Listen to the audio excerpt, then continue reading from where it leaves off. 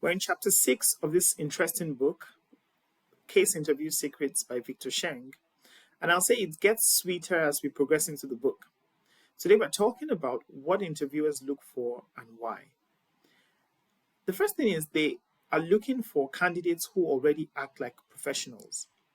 So they want people who can already demonstrate, even during the interview, that they will be great teammates, they'll be great colleagues to work with.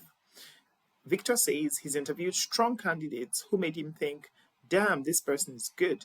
And he began to think of those candidates as colleagues instead of job seekers. So it's an important thing to keep in mind if you're going in for a case interview. You want to make sure you are acting in a confident manner and also in a way that makes your interviewer feel that you are a colleague rather than a job seeker. That way, they can remember you better and they have a better feeling about working with you. Another important thing is how the consulting business works. Essentially, consulting firms want to charge the highest fees or as high as possible, and the clients want to pay as low as possible. And so there's this tension where you then get the clients asking questions like, well, does it really take 8 weeks? Why don't you do it in 6 weeks? Or does it really take 4 people? Why don't you do it with 3 people, etc.? Because the client is trying to pay as little as possible.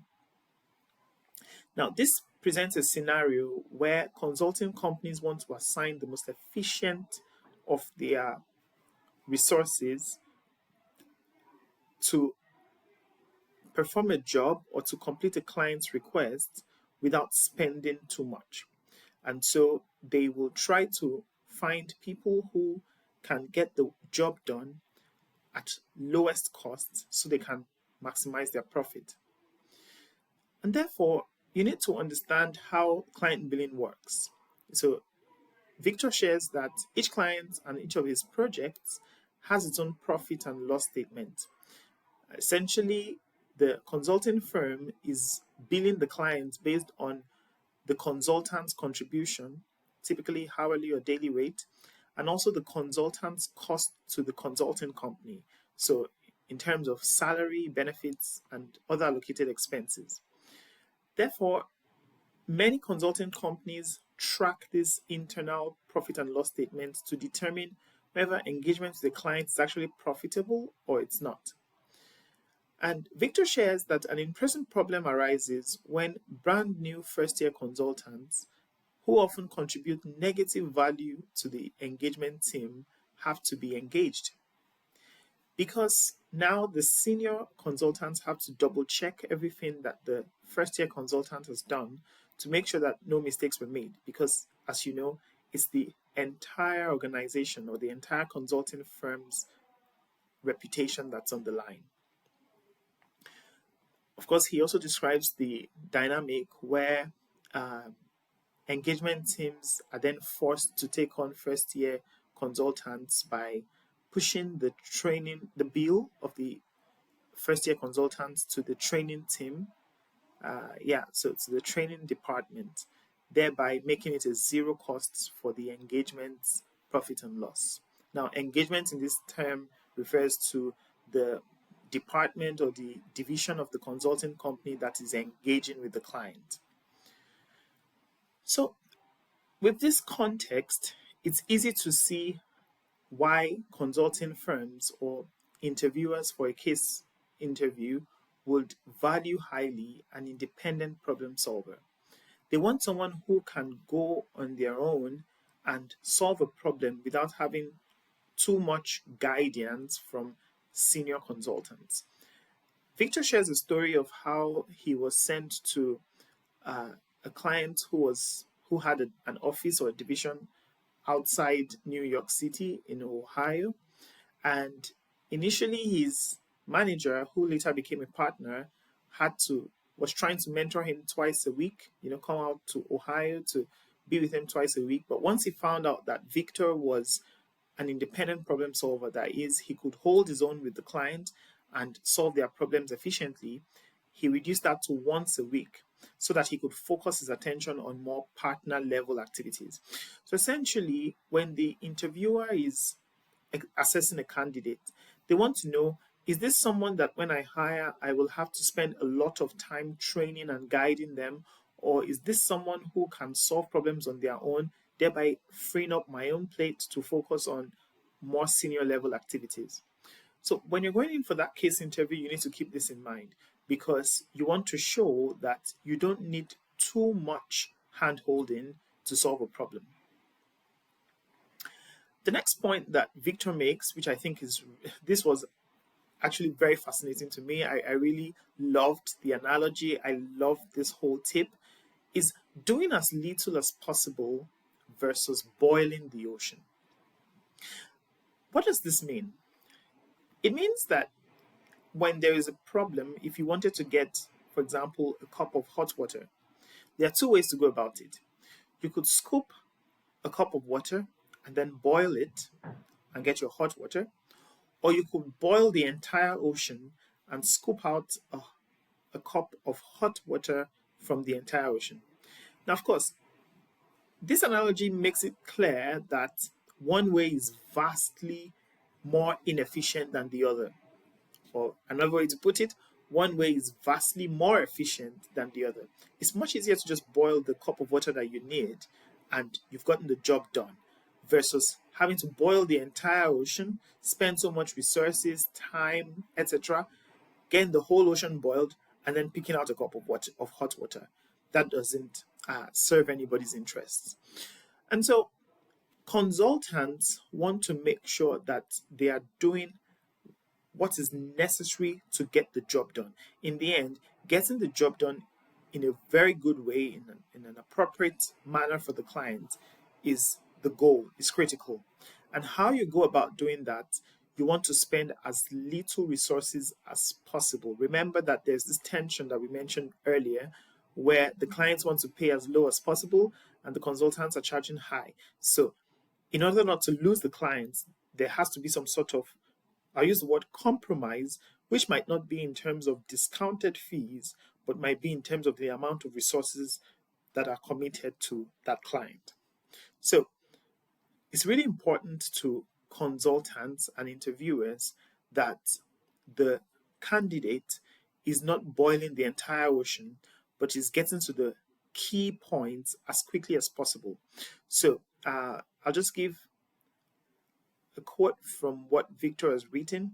Yes, so not surprisingly, when a candidate answers the question, what key information is needed to answer the client's question, by listing every piece of information in the first 3 minutes of an interview, the interview is essentially over before it has begun.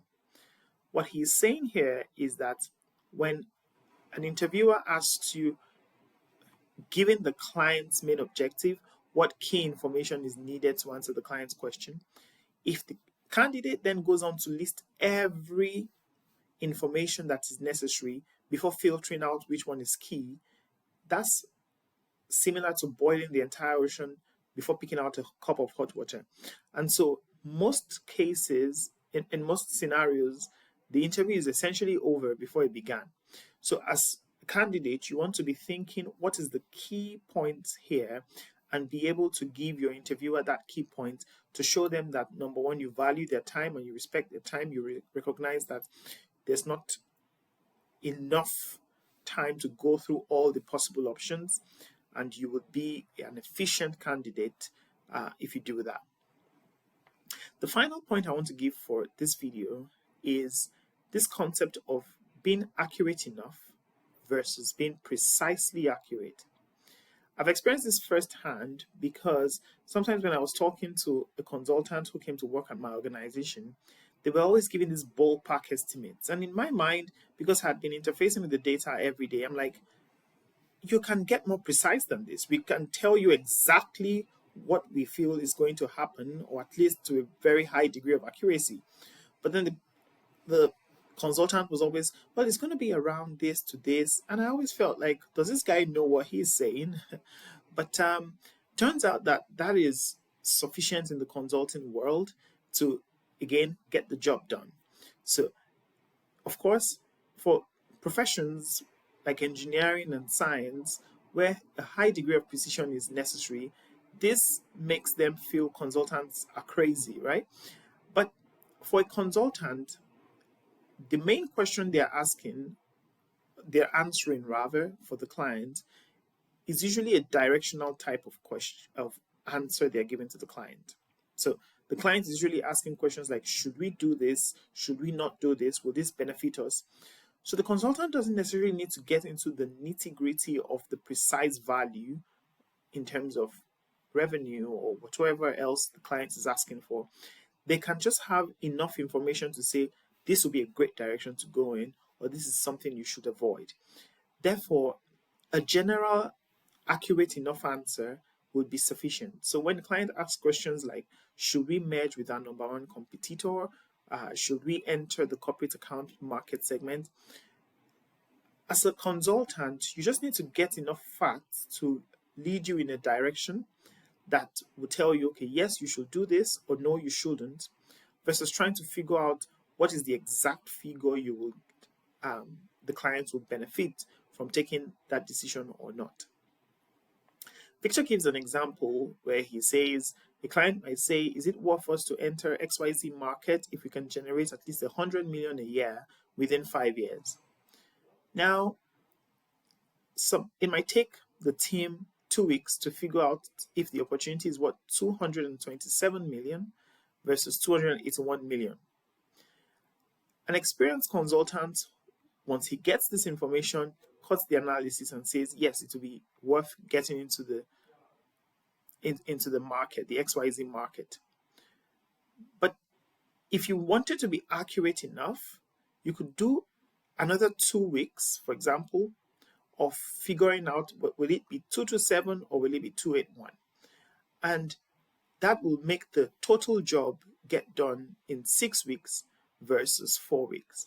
So yeah, actually, it was going to take 4 weeks to determine whether you could make 100 million within 5 years.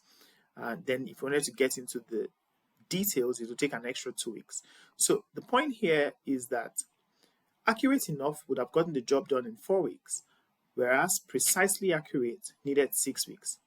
And as a consultant, remember, there's not enough resources and there's not so much time to get into all those details. So you should be comfortable with accurate enough.